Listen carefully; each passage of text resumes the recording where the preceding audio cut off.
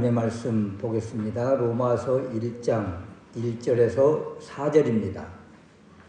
예수 그리스도의 종 바울은 사도로 부르심을 받아 하나님의 복음을 위하여 택정함을 입었으니 이 복음은 하나님이 선지자들을 통하여 그의 아들에 관하여 성경에 미리 약속하신 것이라.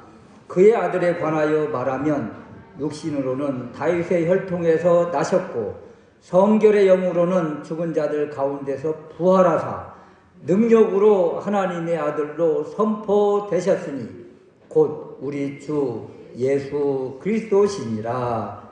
아멘. 오늘 우리에게 주신 하나님의 말씀 로마서 1장 4절을 중심으로 주 예수 그리스도, 우리가 믿는 주님은 어떤 분이신가? 하나님의 아들님이시고 사람의 아들이시다.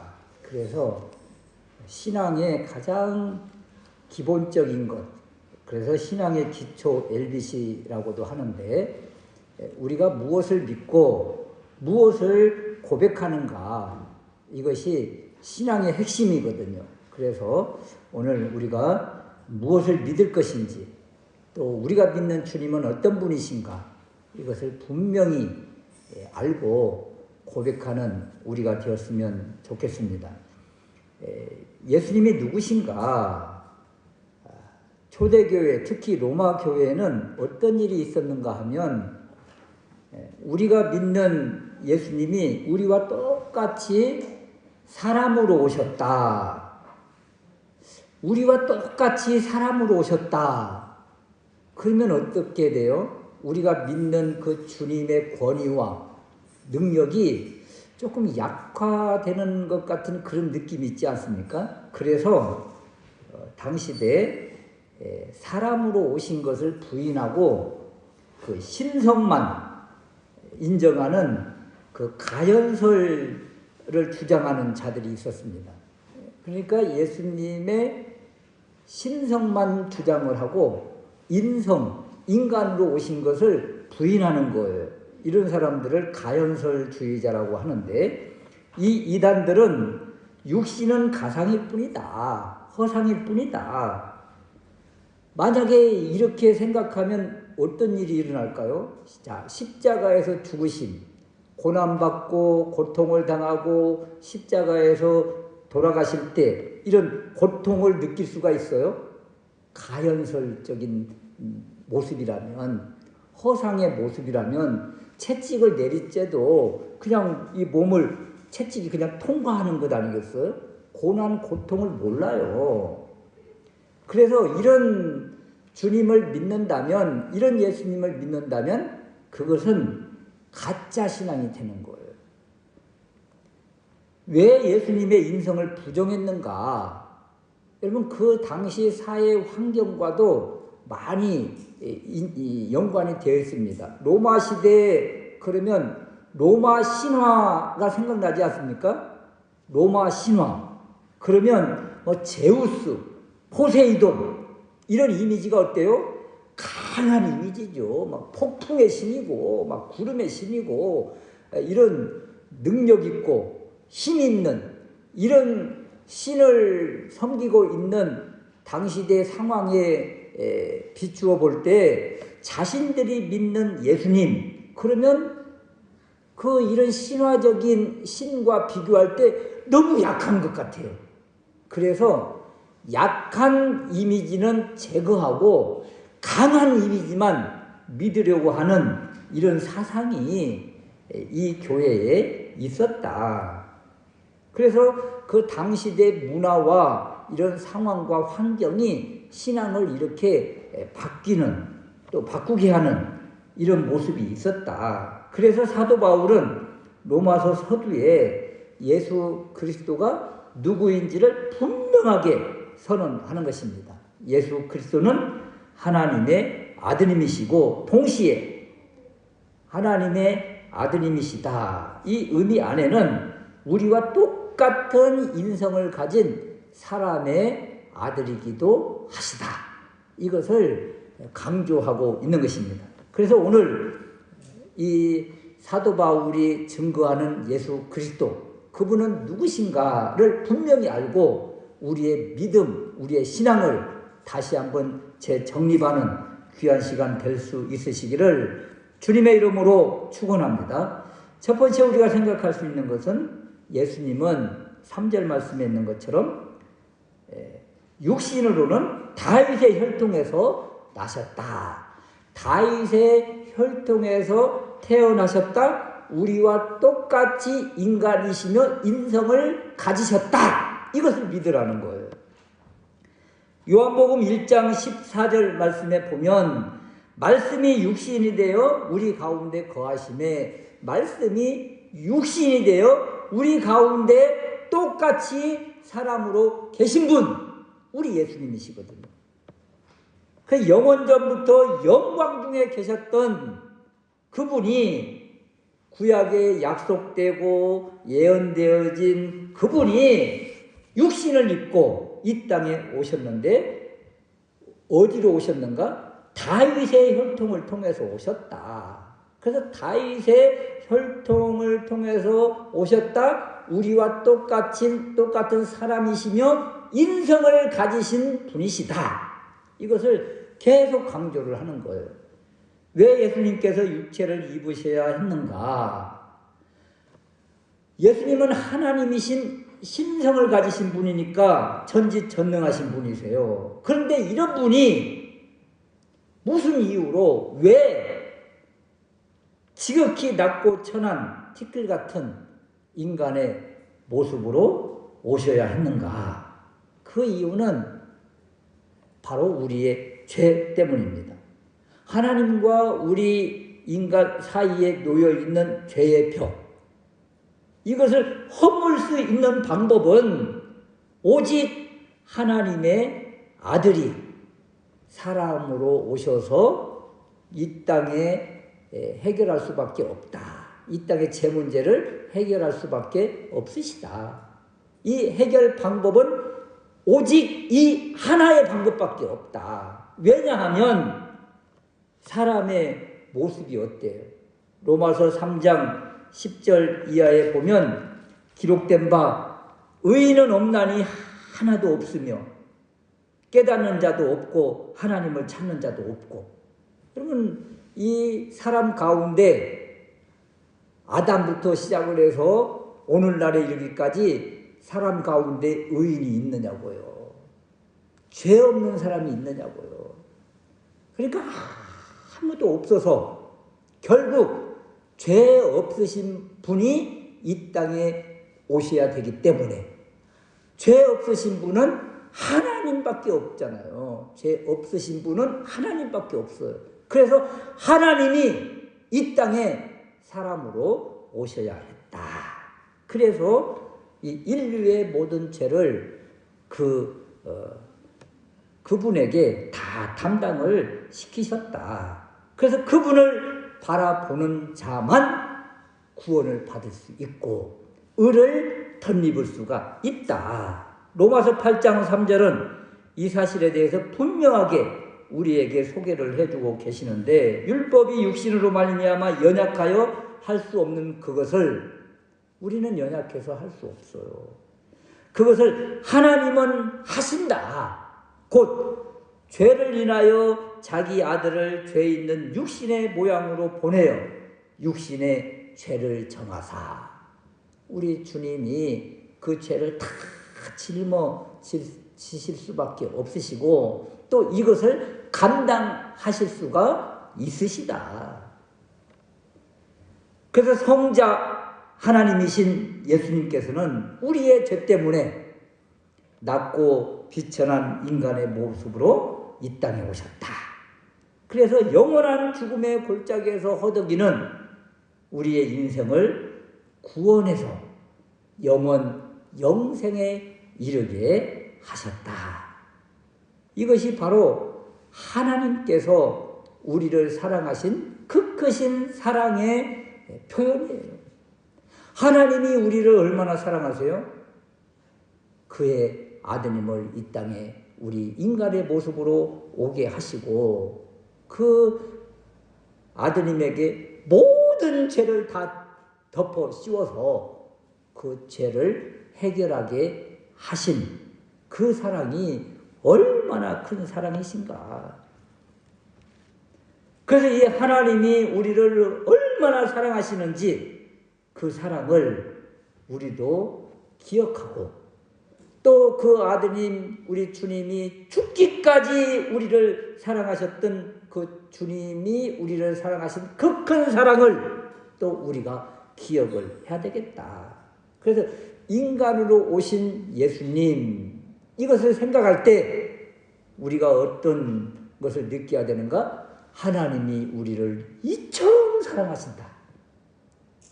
또 예수님을 생각할 때 우리의 죄를 다 짊어지시고 그 모진 고난과 고통과 십자가에서 죽으시기까지의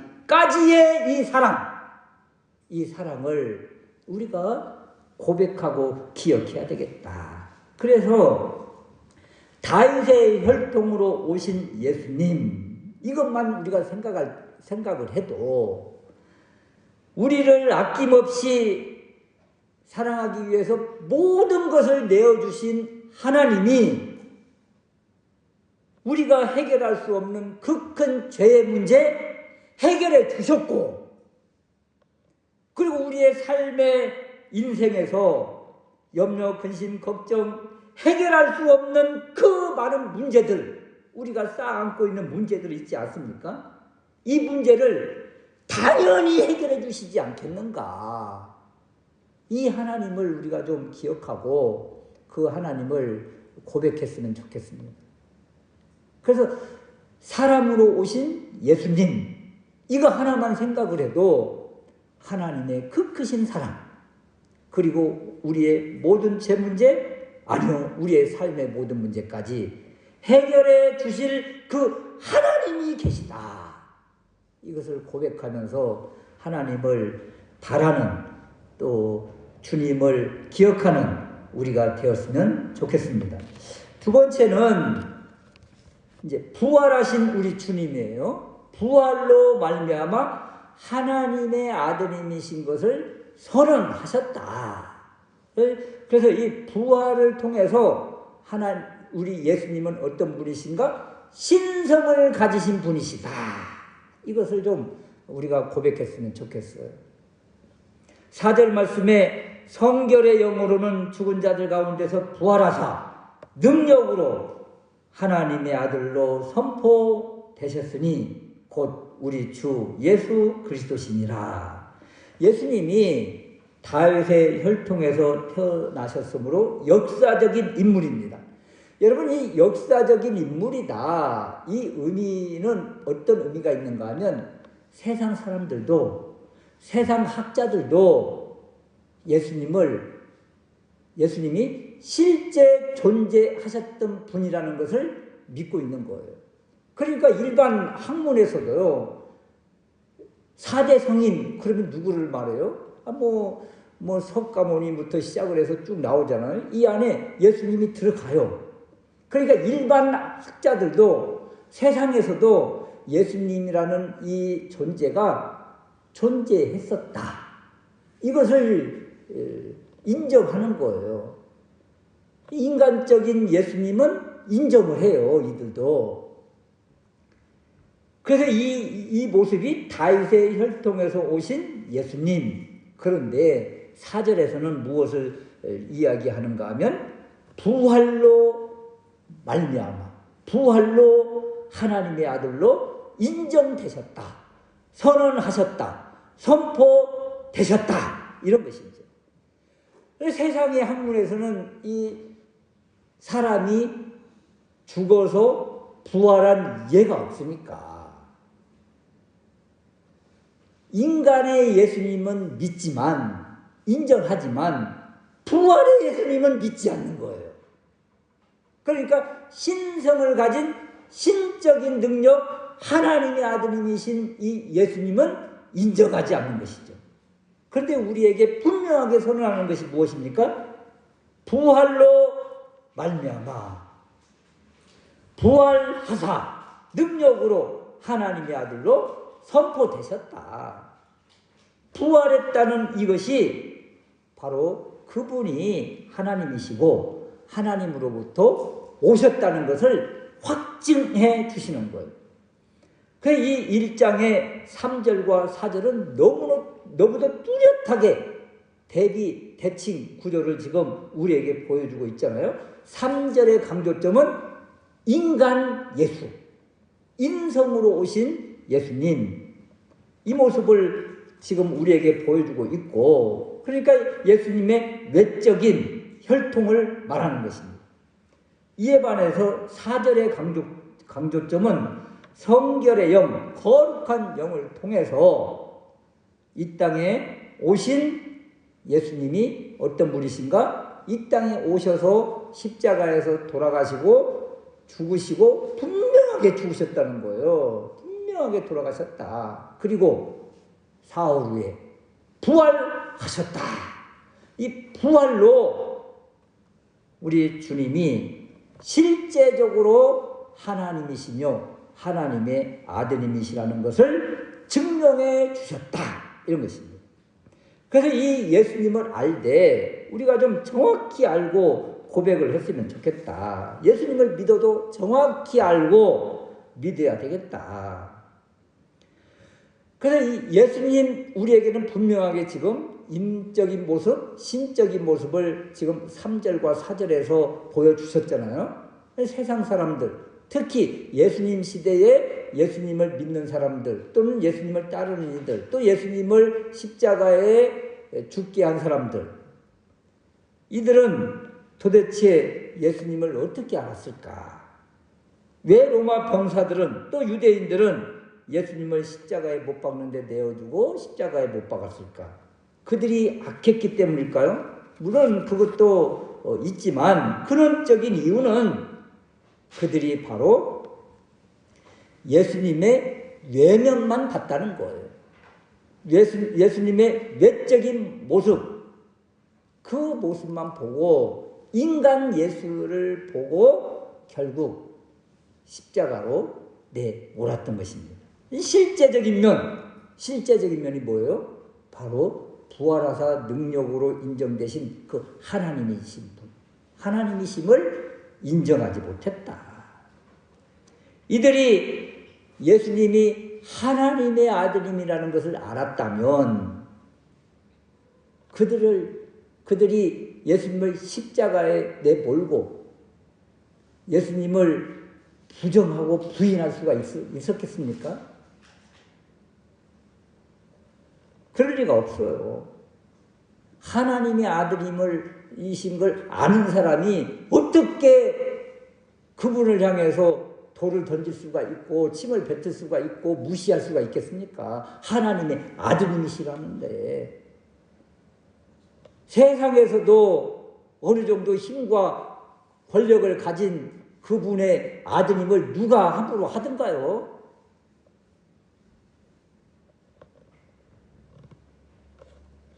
예수님을 무시했던 사람들, 예수님을 십자가로 내몰고 십자가형을 집행했던 사람들, 이들은 인간 예수만 보았기 때문에, 단순히 그냥 인간으로만 보았기 때문에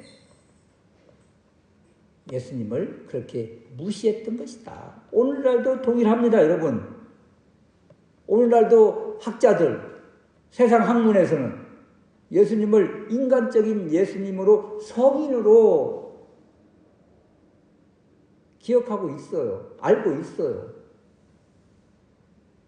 그러나 신적인 이 모습, 하나님의 아드님이시며 하나님이신 이것을 믿지 못하니까 부활도 믿지 못하고 구원도 믿지 못하고 주님을 통해서 영생에 이르는 그 길도 모르는 무지한 모습을 보여주고 있다.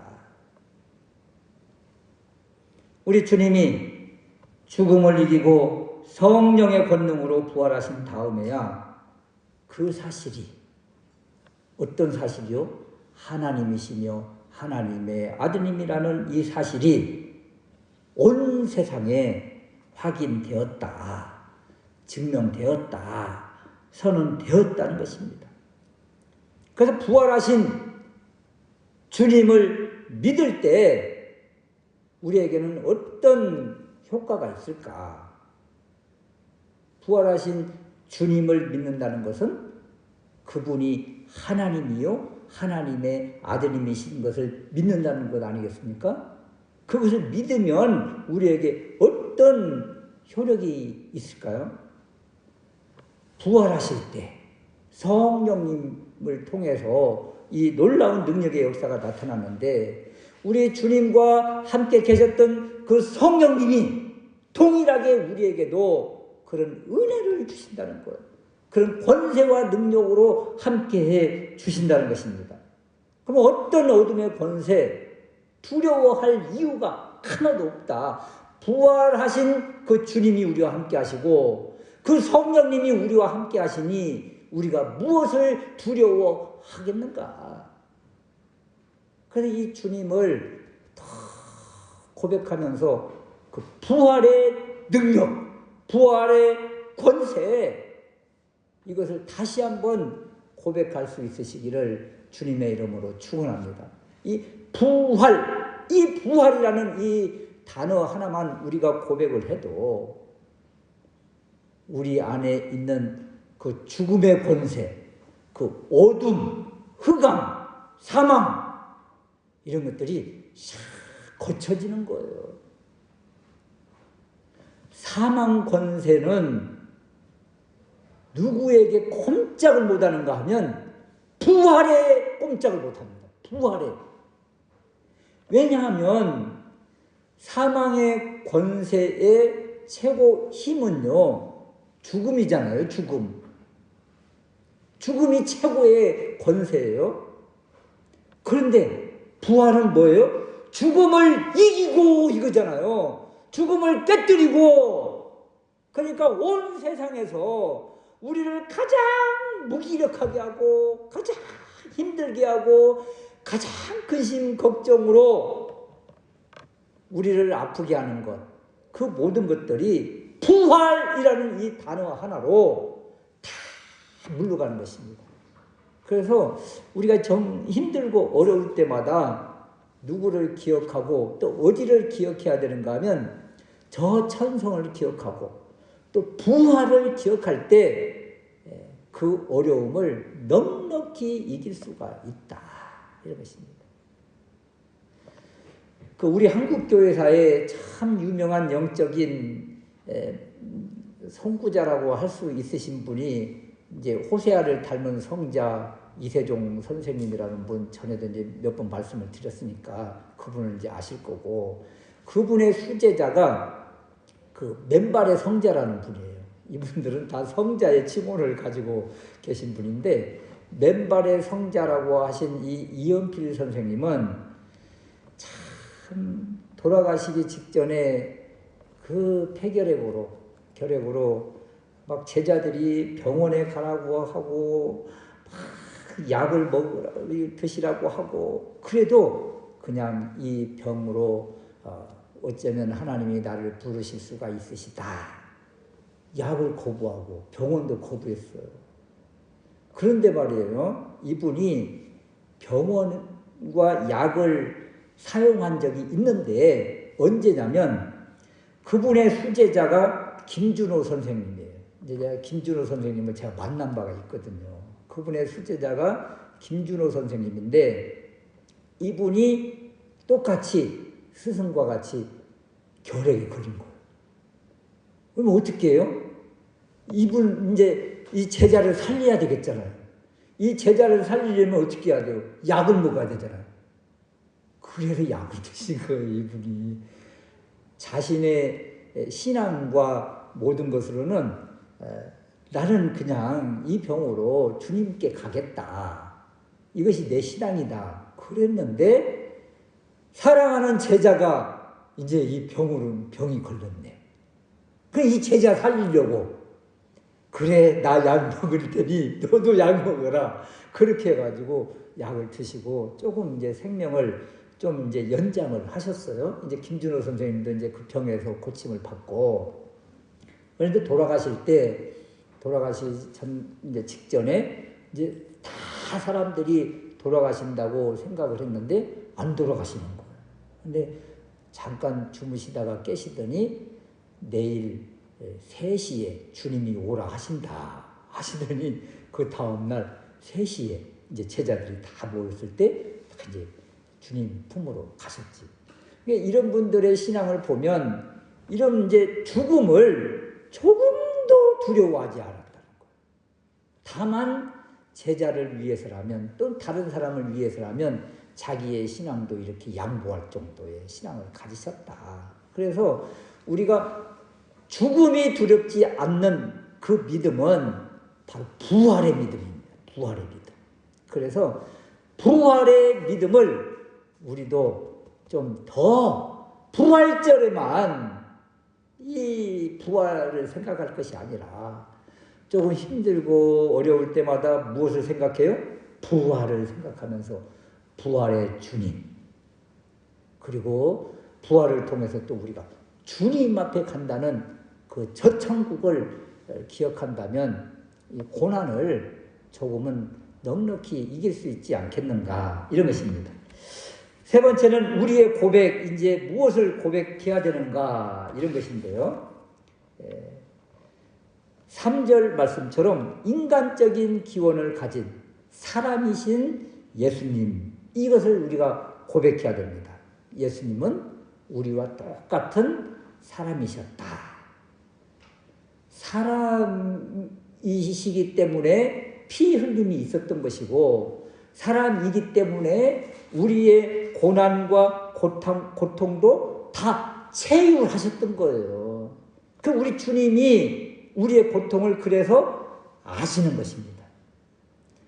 여러분, 그런 말들 있잖아요. 재벌 3세들은요, 모르는 것이 있대요. 재벌 3세들은 우리가 느끼는 것을 느끼지 못하는 것이 있답니다. 뭘까요? 떡볶이 맛을 모르고요. 오뎅 맛을 모르고, 짜장 맛을 모르고, 탕수육 맛을 모른대요, 이들은. 우리는 삼계탕 맛이랄지, 떡볶이 맛이랄지, 이런 것을 먹으면서 기쁨을 누리잖아요. 그들 재벌 3세들은 이런 걸 몰라요. 이런 것들이 불량식품이어서 그들은 그냥 손도 대지 맛도 맛보지 못한 그런 삶을 산다고 그러잖아요. 그러니까 우리와 같은 삶을 살아보지 못한 사람은 우리가 느끼는 아픔도, 우리가 느끼는 즐거움도 몰라요. 우리 주님이 신성만 가지셨다면 우리의 아픔을 아셨을까요? 우리의 고통을 아실까요? 좀 참아. 조금 그러다가 주님 품에 안기면 좋은 거지. 그렇게 말할 수밖에 없잖아요. 그런데 우리 주님이 우리의 아픔, 고통 다 느끼셨다. 우리 주님 이 땅에 아기로 태어나셨어요. 여러분, 우리 어디 찬송가에 보면 우리 주님은 아기로 태어나실 때 우시지 않고, 이런 내용이 있는데 여러분 안 울었을 것 같아요? 우셨지요. 또 우리 주님 공생의 사역 기간에도 우셨지요. 눈물을 흘리셨죠. 채찍에 맞으면 안 아플 것 같아요? 우리 그 영화 봤잖아요. 십자가의 영화, 고난의 영화. 피눈물 흘리셨어요. 또 식사도 하셨고, 피곤도 느끼셨고, 그 모든 것을 다 느끼셨다. 그래서 우리가 인간 예수님을 믿는다는 것은, 그래서 우리가 이 주님께 기도할 때 그런 기도를 하잖아요. 주님 아시지요. 내 눈물도 아시고 내 고통도 아시지요. 그런 말을 할 수 있는 거죠. 왜냐하면 우리 주님 다 아시니까. 그러니까 우리가 당하는 아픔을 아시는 것이 아니고 그걸 겪으셨기 때문에 그 우리의 고통을 다 공감하시고 아신다는 거예요. 그래서 우리가 그 주님께 그 기도를 하는 거예요. 그래서 인간 예수님을 믿는 것이 이렇게 우리에게 큰 힘이다. 또 하나는 예수님은 메시아 그리스도이시다. 이것이 또 뭐예요? 우리를 구원하실 분이라는 것이잖아요. 우리의 그냥 아픔을 아시는 것으로 그냥 알아. 나도 알아. 이것만 느끼신 것이 아니고 이걸 해결해 주실 분. 그분이 메시아이시고 그리스도세요. 우리의 죄 문제 해결해 주실 분 메시아이시죠. 우리의 고통 해결해 주실 분 메시아이시죠. 메시아이신 그리스도이신 그 주님을 우리가 믿는 것이다. 또 하나는 이 주님이 나의 주님이라는 거예요. 4절 후반절에 보면 곧 우리 주 그러잖아요. 우리 주 예수 그리스도시니라. 예수 그리스도가 누구신가? 우리 주님이시다. 나의 주님이시다. 이렇게 고백하는 거예요. 나의 주, 나의 하나님이십니다. 이것을 믿을 때 어떤 일이 일어나는가? 나의 주님으로, 나의 하나님으로 이렇게 믿고 고백한다는 것은요, 6절 말씀에도 나오지만 너희도 그들 중에서 예수 그리스도의 것으로, 예수 그리스도의 것, 우리가 주님을 고백하면 주님은 우리를 뭐라고 선언해 주시는가 하면 내 것이라는 거예요. 내 것. 여러분 어린 아이도 말이에요. 자기 것 뺏으면요 난리요. 그냥 난리. 누가 그걸 뺏을 수가 있겠어요. 아이들이 그냥 움켜쥐고 있는 그것을. 세상에서도 내 것을 빼앗아 가면 그냥 막 울분을 참지 못하고 기어코 가서 뺏어 오려고 하는 것이 우리의 속성 아닙니까? 내 것 빼앗기지 않으려고 하는 마음. 주님도요. 주님의 것을 어떻게 빼앗길 수가 있겠습니까? 주님의 것. 누가 주님의 것입니까? 주님을 주인으로 고백하는 그 사람은 우리 주님이 너는 내 것이다. 이렇게 인정해 주신다는 거예요. 주님의 것을 누가 빼앗을 수가 있어요? 사탄이요? 악한 영이요? 말도 안 되죠. 누가 넘볼 수가 있어요? 아무도 넘볼 수가 없죠. 우리는 주님의 것입니다. 나의 주, 나의 하나님으로 고백하면 우리 주님이 너는 내 것이다. 이렇게 인정해 주시고 보호해 주시고 살려 주십니다. 이 주님을 우리가 믿음으로 고백하면 인생의 풍랑도 잠잠케 하시고 여러 가지 염려, 근심, 걱정도 해결해 주신다. 왜냐하면 주님 것이니까. 이 믿음을 가지고 예수님은 나의 주님이시며 나의 하나님이십니다. 나와 똑같은 사람이시며 또 하나님이십니다. 이렇게 고백해서 우리가 참된 믿음, 참된 고백으로 하나님께 영광 돌리는 우리가 될 수 있으시기를 주님의 이름으로 축원합니다. 아멘.